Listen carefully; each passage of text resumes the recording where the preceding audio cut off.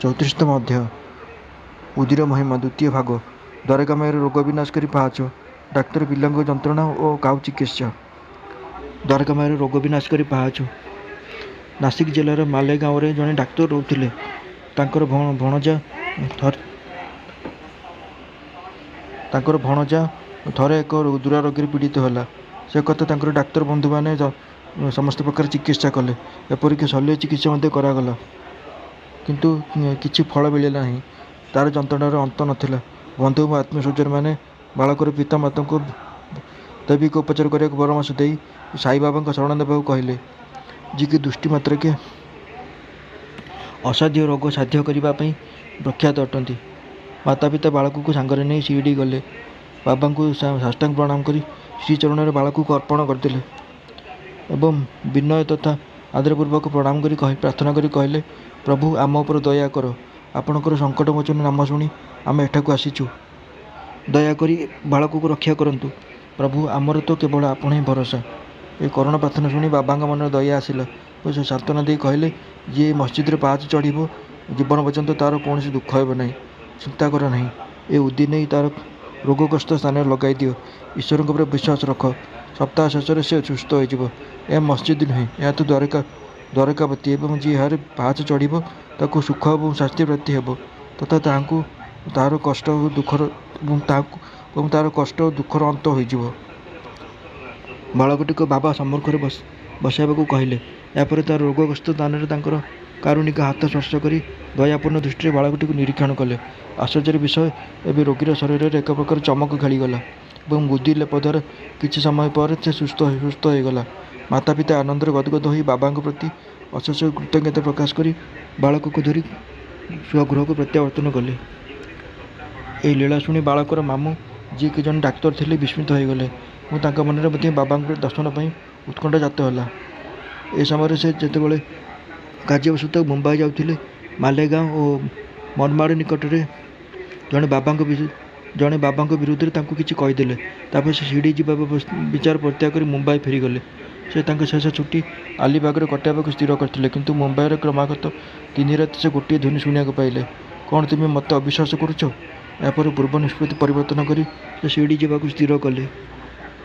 ତେବେ ମୁମ୍ବାଇରେ ତାଙ୍କର ଜଣେ ରୋଗୀ ସଂକ୍ରାମକ ରୋଗରେ ପୀଡ଼ିତ ଥିବା କଥା ତଥା ରୋଗ ଛାଡ଼ିବାର ଲକ୍ଷଣ ଦେଖାଯାଉ ନଥିଲା।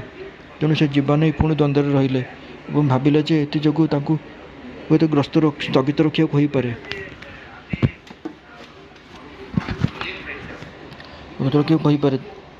ପୁଣି ମନ ଭିତରେ ପରୀକ୍ଷା କଲେ ଯେ ସତରେ ସେ ବାବାଙ୍କ ଶକ୍ତି ଥିବ, ତାହେଲେ ରୋଗୀଟି ଭଲ ହୋଇଯିବ ଏବଂ ଆସନ୍ତାକାଲି ସେ ଶିରିଡ଼ି ଯିବେ। ଆଶ୍ଚର୍ଯ୍ୟର କଥା, ଯେଉଁ ସମୟରେ ତାଙ୍କ ମନକୁ ଏକଥା ଆସିଛି, ସେହି ସମୟରୁ ଜ୍ୱର ଛାଡ଼ିବାକୁ ଲାଗିଲା ଏବଂ ତାପମାତ୍ରା କ୍ରମଶଃ ହ୍ରାସ ପାଇ ସ୍ୱାଭାବିକ ଅବସ୍ଥାକୁ ଆସିଗଲା। ଏହାପରେ ସେ ପ୍ରତିଜ୍ଞା ଅନୁସାରେ ଶିରିଡ଼ି ବାହାରିଲେ ଏବଂ ବାବାଙ୍କୁ ଦର୍ଶନ କରି ସାଷ୍ଟାଙ୍ଗ ପ୍ରଣାମ କଲେ। ବାବା ତାଙ୍କୁ ଏପରି କିଛି ଅନୁଭବ ଦେଲେ, ଯେଉଁଥିପାଇଁ ସେ ସବୁଦିନ ପାଇଁ ତାଙ୍କର ଭକ୍ତ ହୋଇଗଲେ। ଡାକ୍ତର ସେଠାରେ 4 ଦିନ ରହିଲେ ଏବଂ ଉଦି ତଥା ଆଶୀର୍ବାଦ ନେଇ ଘରକୁ ଫେରିଲେ। ଗୋଟିଏ ପକ୍ଷରେ ତାଙ୍କର ପଦୋନ୍ନତି ହୋଇ ବିଜାପୁରକୁ ବଦଳି ହେଲା। ଭଣଜାର ରୋଗମୁକ୍ତି ତାଙ୍କୁ ବାବାଙ୍କ ଦର୍ଶନର ସୌଭାଗ୍ୟ ଆଣିଦେଲା ଏବଂ ଶିରିଡ଼ି ଯାତ୍ରା ସାଇଚରଣର ପ୍ରଗାଢ଼ ଭକ୍ତି ଉତ୍ପନ୍ନ କଲା। ଡାକ୍ତର ପିଲାଙ୍କ ଯନ୍ତ୍ରଣା ଓ କାଉ ଚିକିତ୍ସା। ଡାକ୍ତର ପିଲେ ବାବାଙ୍କର ଏକନିଷ୍ଠ ଭକ୍ତ ଥିଲେ। ଏ କାରଣରୁ ବାବା ତାଙ୍କୁ ଖୁବ୍ ସ୍ନେହ କରୁଥିଲେ ଏବଂ ସର୍ବଦା ଭାଇ ବୋଲି କହି ସମ୍ବୋଧନ କରୁଥିଲେ। ସବୁ ସମୟରେ ତାଙ୍କ ସହିତ ବାର୍ତ୍ତାଳାପ କରୁଥିଲେ ତଥା ତାଙ୍କର ପ୍ରତ୍ୟେକ ବିଷୟରେ ତାଙ୍କର ପରାମର୍ଶ ନେଉଥିଲେ। ପିଲାଙ୍କର ମଧ୍ୟ ଇଚ୍ଛା ଥିଲା ଯେ ସେ ସର୍ବଦା ବାବାଙ୍କ ପାଖରେ ରହିଥିବେ। ଥରେ ଡାକ୍ତର ପିଲାଙ୍କର ବାଳମୂଳିଆ ରୋଗ ଛାଡ଼ିବାର ନାଁ ଧରିଲା ନାହିଁ। ସେ କାକାସାହେବ ଦୀକ୍ଷିତଙ୍କୁ କହିଲେ, ତାଙ୍କର ଅସହ୍ୟ ପୀଡ଼ା ହେଉଛି ଏବଂ ଜୀବନଠାରୁ ମୃତ୍ୟୁକୁ ଏବେ ସେ ଶ୍ରେୟସ୍କର ମନେ କରୁଛନ୍ତି। ମୁଁ ଜାଣୁଛି ଯେ ଏହା ମୋର ପୂର୍ବଜନ୍ମର କର୍ମ। ତେବେ ବାବାଙ୍କ ପାଖକୁ ଯାଇ କୁହ ଯେ ସେ ମୋର ଏହି ପୀଡ଼ା ଦୂର କରନ୍ତୁ। ମୁଁ ମୋର ଗତ ଜନ୍ମର କର୍ମକୁ ଆସନ୍ତା 10 ଜନ୍ମ ପର୍ଯ୍ୟନ୍ତ ଭୋଗିବାକୁ ପ୍ରସ୍ତୁତ ଅଛି। ତାପରେ କାକା ଦୀକ୍ଷିତ ବାବାଙ୍କ ପାଖକୁ ଯାଇ ଏ ପ୍ରାର୍ଥନା ଜଣାଇଲେ, ସାଇ ତ ଦୟାର ଅବତାର, ସେ ତାଙ୍କ ଭକ୍ତମାନଙ୍କ କଷ୍ଟ କିପରି ସହିଥାନ୍ତେ? ବାବାଙ୍କ ମନରେ ଦୟା ଆସିଲା ଏବଂ ସେ ଦୀକ୍ଷିତଙ୍କୁ କହିଲେ, ପିଲାକୁ ଯାଇ କୁହ, ବ୍ୟସ୍ତ ହେବାର କିଛି ନାହିଁ।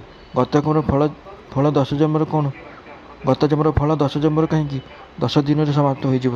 ମୁଁ ତ ଏଠାରେ ତୁମକୁ ଧାର୍ମିକ ଓ ଆଧ୍ୟାତ୍ମିକ କଲ୍ୟାଣ ପ୍ରଦାନ ପାଇଁ ବସିଛି। ପ୍ରାଣତ୍ୟାଗ ଇଚ୍ଛା କଦାପି କରିବା ଉଚିତ ନୁହେଁ। ଯାଅ, କାହାର ପିଠି ଉପରେ ବସାଇ ତାକୁ ଏଠାକୁ ନେଇ ଆସ। ମୁଁ ସବୁଦିନ ପାଇଁ ତାକୁ କଷ୍ଟରୁ ମୁକ୍ତ କରିଦେବି। ସେ ଅବସ୍ଥାରେ ପିଲାଙ୍କୁ ଅଣାଗଲା ବାବା ତାଙ୍କର ଡାହାଣ ପାର୍ଶ୍ୱରେ ଏବଂ ମୁଣ୍ଡ ତଳେ ଗଦି ପକାଇ ତାଙ୍କର ସୁଖଶୟନ ବ୍ୟବସ୍ଥା କଲେ ଏବଂ କହିଲେ, ଏହାର ମୁଖ୍ୟ ଔଷଧ ହେଉଛି ଗତ ଜନ୍ମର କର୍ମଫଳ ଭୋଗ କରିଦେବା ଉଚିତ। ଏହାଦ୍ୱାରା ସବୁଦିନ ପାଇଁ ମୁକ୍ତ ହୋଇଯିବ।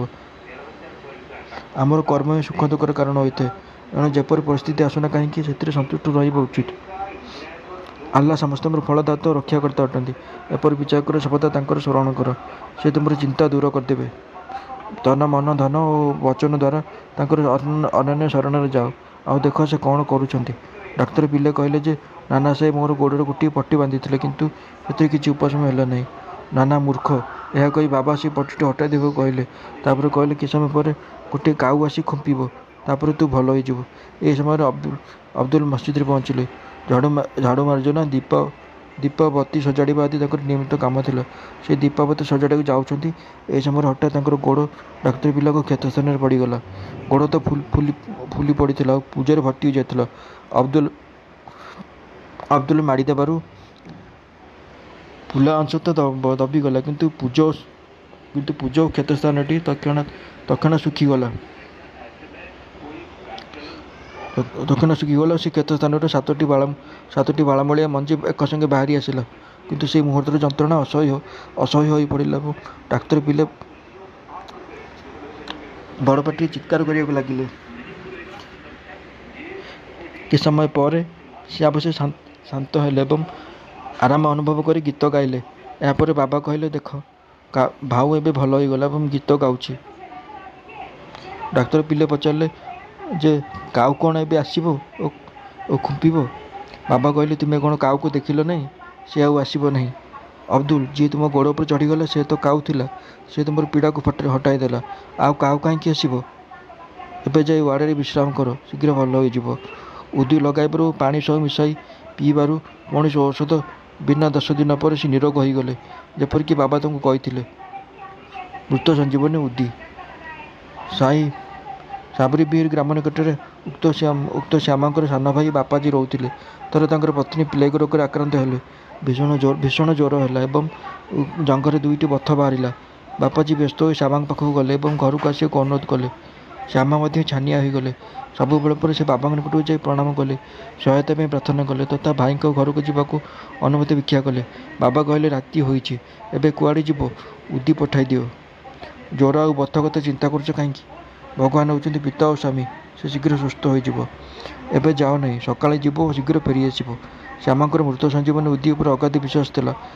ବାପାଜୀଙ୍କ ହାତରେ ସେ ଉଦି ପଠାଇଥିଲେ। କିଛି ଉଦି ବଥ ସ୍ଥାନରେ ଓ ମଥରେ ବାପାଜୀ ଲଗାଇଥିଲେ ତଥା ଆଉ କିଛି ପାଣିରେ ମିଶାଇ ରୋଗୀକୁ ପିଇବାକୁ ଦେଲେ। ଯେମିତି ସେ ପିଇଛନ୍ତି, ଝାଳ ବୋହିବାକୁ ଲାଗିଲା, ଜ୍ୱର ଊଣା ହୋଇଗଲା ଏବଂ ରୋଗୀ ଗାଢ଼ ନିଦ୍ରା ଶୋଇଗଲା। ପରଦିନ ପତ୍ନୀ ସୁସ୍ଥ ହୋଇଯିବା ଦେଖି ବାପାଜୀ ଆଶ୍ଚର୍ଯ୍ୟ ହେଲେ। ନା ଜ୍ୱର ଥିଲା ନା ବଥର ଚିହ୍ନ ଥିଲା। ପରଦିନ ଶ୍ୟାମା ବାବାଙ୍କର ଅନୁମତି ନେଇ ପହଞ୍ଚିଲା ବେଳକୁ ଭାଇ ବୋହୂ ତା କାମ କରୁଥିବା ଦେଖି ଆଶ୍ଚର୍ଯ୍ୟ ହୋଇଗଲେ। ବାବାଙ୍କର ଉଦି ଗୋଟିଏ ରାତିରେ ହିଁ ରୋଗକୁ ସମ୍ଭାଳି ନଷ୍ଟ କରିଦେଲା ବୋଲି ଭାଇ ଜଣାଇଲେ। ଏହାପରେ ସକାଳେ ଯିବ ଓ ଶୀଘ୍ର ଫେରିଆସିବ। ବାବାଙ୍କର ଏହି ଉକ୍ତିର ତାତ୍ପର୍ଯ୍ୟ ଶ୍ୟାମା ହୃଦବୋଧ କରିନେଲେ। ଚା ପିଇ ଶ୍ୟାମେ ଫେରି ଆସିଲେ ଓ ବାବାଙ୍କୁ ପ୍ରଣାମ କରିବା ପରେ କହିଲେ କି, ହେ ଦେବ, ଏ କି ନାଟକ! ପ୍ରଥମେ ଝଡ଼ ଉଠାଇ ଆମକୁ ଅଶାନ୍ତ କରିଦେଉଛନ୍ତି, ପୁଣି ଆମର ସହାୟତା କରି ସବୁ ଠିକ୍ଠାକ୍ କରୁଛନ୍ତି। ବାବା କହିଲେ, ତୁମେ ଜାଣିବା ଉଚିତ, କର୍ମପଥ ବଡ଼ ରହସ୍ୟପୂର୍ଣ୍ଣ। ଯଦିଓ ମୁଁ କିଛି କରେ ନାହିଁ, ତଥାପି ଲୋକେ କର୍ମ ପାଇଁ ମୋତେ ଦୋଷୀ ମନେ କରୁଛନ୍ତି। ମୁଁ ଦର୍ଶକ ମାତ୍ର। କେବଳ ଈଶ୍ୱର ହିଁ ଏକ ଶତାବ୍ଦୀର ପ୍ରେରଣାଦାତା ଅଟନ୍ତି। ସେ ପରମ ଦୟାଳୁ। ମୁଁ ନା ଈଶ୍ୱର ନା ମାଲିକ, କେବଳ ତାଙ୍କର ଆଜ୍ଞାକାରୀ ସେବକ ଏବଂ ସର୍ବଦା ତାଙ୍କର ସ୍ମରଣ କରିଥାଏ। ଯିଏ ନିରଭିମାନ ହୋଇ ନିଜକୁ କୃତଜ୍ଞ ମନେକରି ତାଙ୍କ ଉପରେ ପୂର୍ଣ୍ଣ ବିଶ୍ୱାସ କରିବ, ତାର ସମସ୍ତ କଷ୍ଟ ଦୂର ହୋଇଯିବ ଏବଂ ସେ ମୁକ୍ତିପ୍ରାପ୍ତ ହେବ। ଇରାନୀ କନ୍ୟା। ଏବେ ଜଣେ ଇରାନୀ ଭଦ୍ରବ୍ୟକ୍ତିଙ୍କ ଅନୁଭବ ଶୁଣନ୍ତୁ। ତାଙ୍କର ଟିକି କନ୍ୟାଟି ଘଣ୍ଟା ଘଣ୍ଟା ମୂର୍ଚ୍ଛା ହୋଇ ପଡ଼ୁଥିଲା। ତାର ଦାନ୍ତ ବିଡ଼ିମାଡ଼ି ହେଉଥିଲା, ହାତଗୋଡ଼ ସଙ୍କୁଚିତ ହୋଇଯାଉଥିଲା ଏବଂ ବେହୋସ ହୋଇ ଭୂମି ଉପରେ ଲୋଟି ପଡ଼ୁଥିଲା। ନାନା ପ୍ରକାର ଉପଚାର ପରେ ମଧ୍ୟ ଯେତେବେଳେ ତାର କୌଣସି ଲାଭ ହେଲା ନାହିଁ, କିଛି ଲୋକ ସେ ଇରାନୀ ଭଦ୍ରବ୍ୟକ୍ତିଙ୍କ ବାବାଙ୍କ ଉଦିର ମହିମା ସମ୍ପର୍କରେ କହିଲେ ଏବଂ ବିଲେପାଲରେ କାକା ସାହେବ ଦୀକ୍ଷିତଙ୍କ ପାଖରୁ ତାହା ଉପଲବ୍ଧ ହେବ ବୋଲି ଜଣାଇଲେ। ତାପରେ ଇରାନୀ ମହାଶୟ ସେଠାରୁ ଆଣି ପାଣି ଗୋଳାଇ ତାର କନ୍ୟାକୁ ପିଇବାକୁ ଦେଲେ। ପ୍ରଥମେ ଯେଉଁ ମୂର୍ଚ୍ଛା ପ୍ରତି ଘଣ୍ଟାରେ ହେଉଥିଲା, ତାହା ଏଣିକି 7 ଘଣ୍ଟା ଅନ୍ତରରେ ହେବାକୁ ଲାଗିଲା ଏବଂ କିଛିଦିନ ପରେ ସେ ସମ୍ପୂର୍ଣ୍ଣ ସୁସ୍ଥ ହୋଇଗଲା। ହରଦାଙ୍କ ମହାନୁଭବତା। ହରଦାର ଜଣେ ବ୍ୟକ୍ତିଙ୍କ ପେଟରେ ପଥର ରହିଯାଇଥିବାରୁ ବଡ଼ କଷ୍ଟ ପାଉଥିଲେ। ସାଧାରଣତଃ ଶଲ୍ୟ ଚିକିତ୍ସା ଦ୍ୱାରା ଏହା ଭଲ ହୋଇଥାଏ। ଲୋକମାନେ ମଧ୍ୟ ତାଙ୍କୁ ଏହି ପରାମର୍ଶ ଦେଲେ। ସେ ଅତି ଦୁର୍ବଳ ତଥା ବୃଦ୍ଧ ଅବସ୍ଥାରେ ପହଞ୍ଚିଥିଲେ, ତେଣୁ ତାଙ୍କର ଦୁର୍ବଳ ସ୍ୱାସ୍ଥ୍ୟ ଦେଖି ତାଙ୍କର ଶଲ୍ୟ ଚିକିତ୍ସା କରିବାକୁ କୌଣସି ଡାକ୍ତର ଆଗ୍ରହ ପ୍ରକାଶ କରୁନଥିଲେ। ଏହି ଅବସ୍ଥାରେ ତାଙ୍କର ବ୍ୟାଧିର ଚିକିତ୍ସା କିପରି ହୋଇଥାନ୍ତା? ଏହି ସମୟରେ ସହରର ଇନାମଦାର ସେଠାକୁ ଆସିଲେ। ସେ ବାବାଙ୍କର ପରମ ଭକ୍ତ ଥିଲେ ଏବଂ ତାଙ୍କ ପାଖରେ ଉଦି ଥିଲା।